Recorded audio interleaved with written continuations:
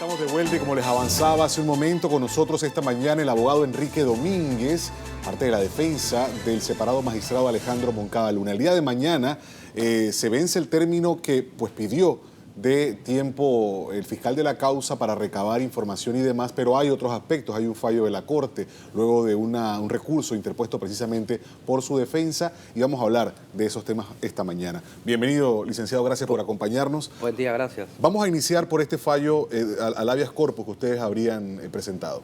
Bueno, sí, nosotros interpusimos un habeas corpus en base al artículo 23 de la Constitución que dice que hay dos supuestos cuando procede el habeas corpus también, que es cuando se ve comprometido por el arresto la salud, la integridad física, moral, así mismo habla la Constitución, y cuando se contraviene o conculca el sagrado derecho de defensa. Bajo esos dos supuestos nosotros interpusimos un habeas corpus ante la Corte, el cual fue suscrito por 27 juristas más que compartían nuestros criterios. En un fallo que para nosotros es contradictorio, la Corte, si bien en la parte emotiva señala, por ejemplo, el aspecto médico, donde un especialista cardiológico dice que paciente que ha desarrollado hipertensión severa persistente bajo estrés en la presente detención domiciliaria que no le permite obtener las pruebas formales para su defensa. El paciente está tomando una combinación de tres antihipertensivos para evitar un lamentable desenlace fatal. Eso lo dice una reconocida especialista cardióloga. Pero la Corte, de igual forma, el Instituto de Medicina Legal señaló lo siguiente, dice: la negación del magistrado suspendido de recibir atención médica de urgencia en un centro hospitalario cuando lo requiera puede llegar a complicaciones en su estado de salud. O sea, él no puede salir en una situación de emergencia o en la que sienta afectada su salud a recibir atención que no sea en su residencia. Es que ha tenido 3 crisis y como usted comprenderá, en una casa no existen los implementos para resolver una situación médica de crisis. ¿Y qué fue lo que falló la Corte? Porque ahí transcriben la Corte, pretendiendo darnos mínimamente la razón, señala autorizar al magistrado suspendido Alejandro Moncada Luna su desplazamiento en el área social del edificio Ocean Sky por espacio de 1 hora al día, debidamente custodiado por los agentes policiales. Ahora, ¿él padecía de temas de hipertensión previo a esta situación o ha desarrollado...? Hace 15 años, incluso también hay un dictamen de la especialista cardióloga que lo atiende hace 15 años por la hipertensión.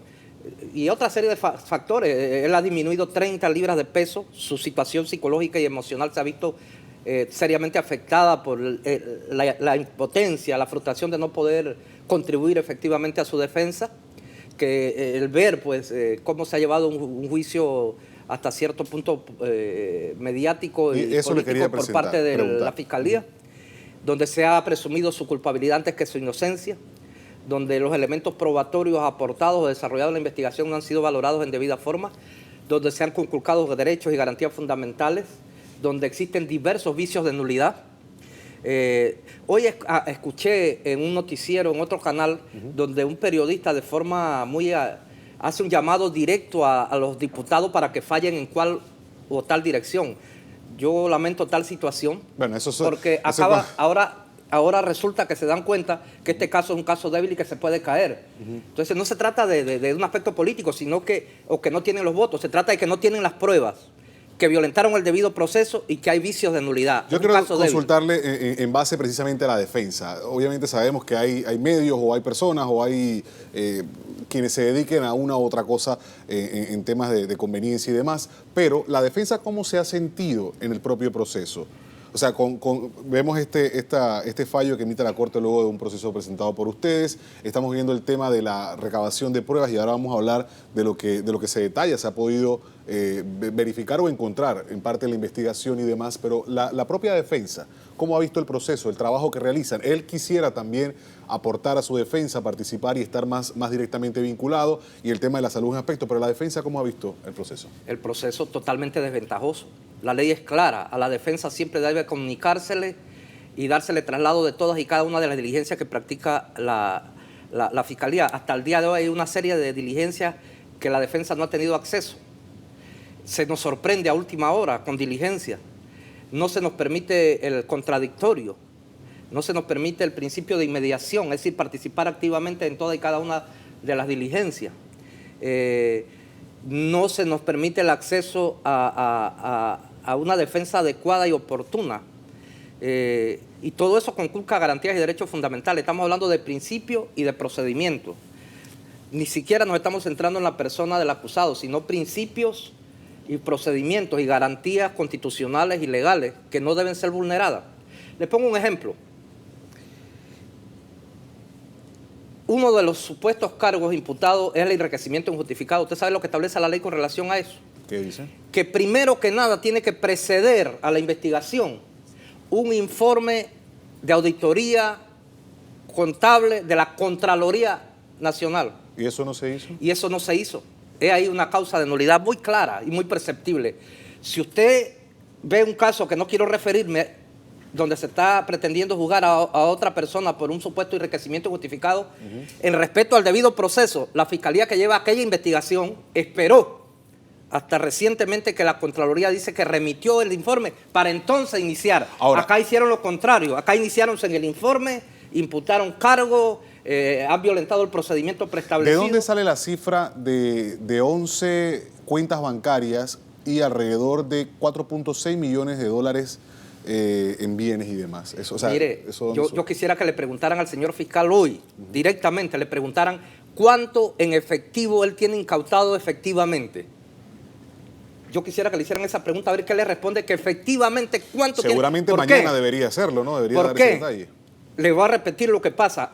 Todas estas empresas a las que supuestamente les han incautado es una cuestión ficticia. Ustedes ven, por eso el fiscal dijo en una de sus últimas entrevistas que la cuantía no importa. ¿Usted sabe por qué? Porque se hacen referencia a cuentas de empresas con las que el magistrado separado no tiene relación alguna y que hacen referencia a transferencias ocurridas años atrás. Es decir, que si por una cuenta de una empresa X pasó tal cantidad, él lo suma. Entonces han secuestrado cuentas en cascarón.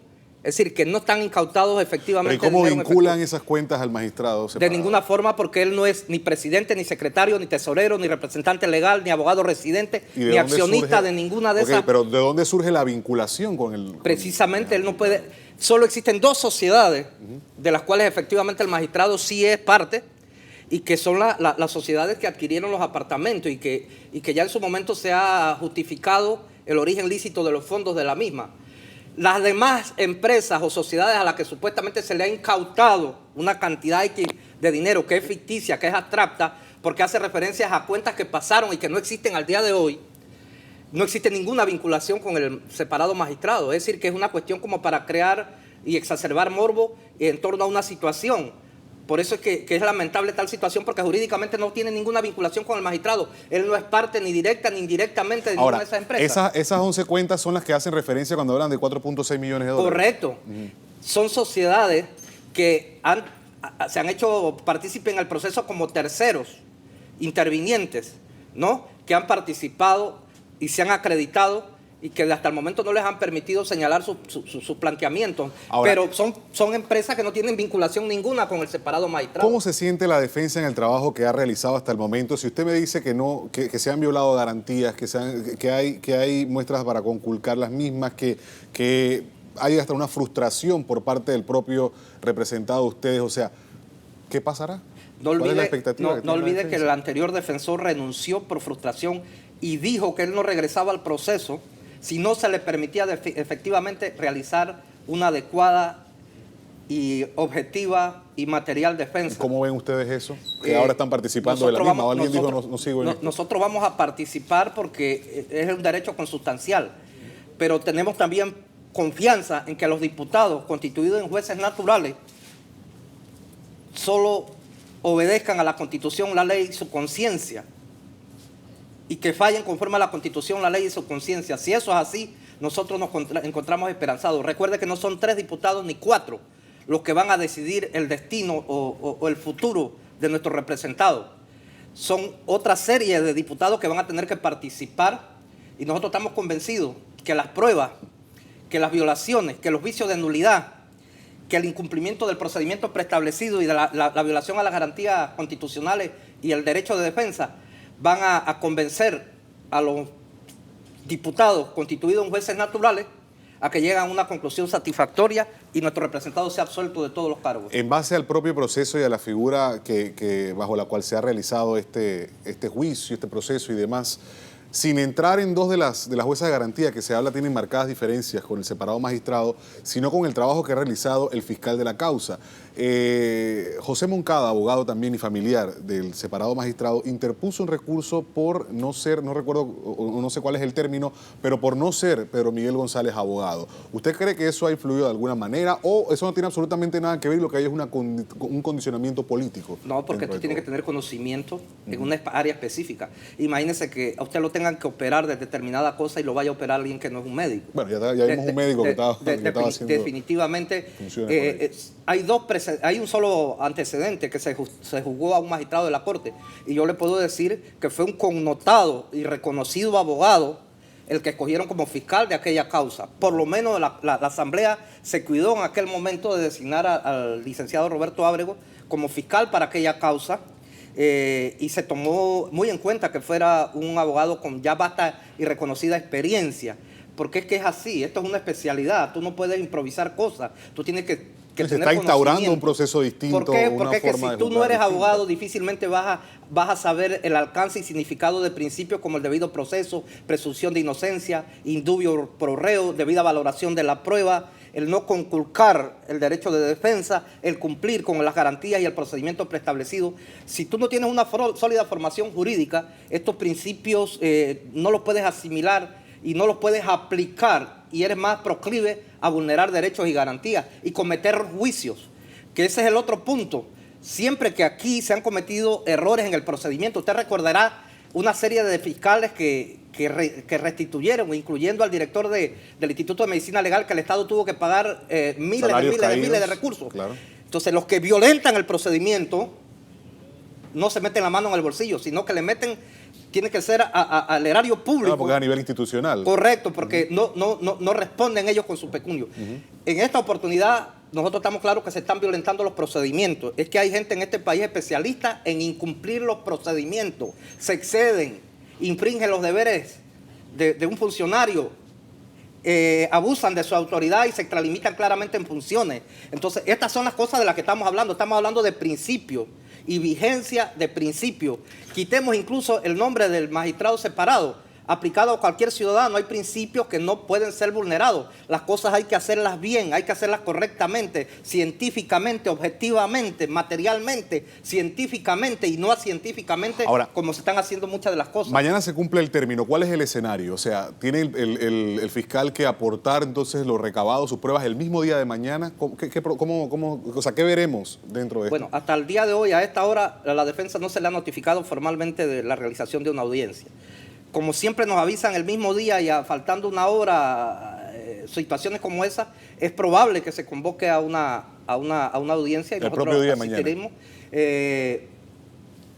Si no se violentara el principio de presunción de inocencia, podría haber dos posibilidades.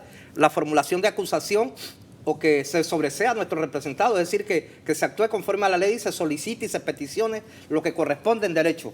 Sin embargo, nosotros, la defensa técnica está totalmente preparada para cualquier escenario. Tienen un caso débil, tienen un caso nulo, tienen un caso carente de pruebas sustanciales, materiales o científicas, tienen un caso que no va a prosperar y nosotros sí queremos pedir y exigimos como hombres de derecho que somos, el total, absoluto, definitivo y real respeto a la separación de los órganos del Estado. Los órganos del Estado deben ser independientes y deben actuar en su ámbito de competencia sin injerencia de otros órganos. ¿Por qué? ¿A qué se refiere con eso? Nosotros sabemos claramente por qué tenemos nuestra reserva frente a eso y eso sí queremos hacer un llamado desde ya a que se respete y que no haya injerencia de otros órganos del Estado a los jueces naturales que le toca decidir en este caso por mandato de la ley, en este caso que son los honorables diputados. Existen situaciones claras que nos llevan a nosotros a plantear la necesidad de exigir el pleno, absoluto y total respeto a la separación de los poderes del Estado. No hacemos nada que pedir que se respete y cumpla con la Constitución, la ley.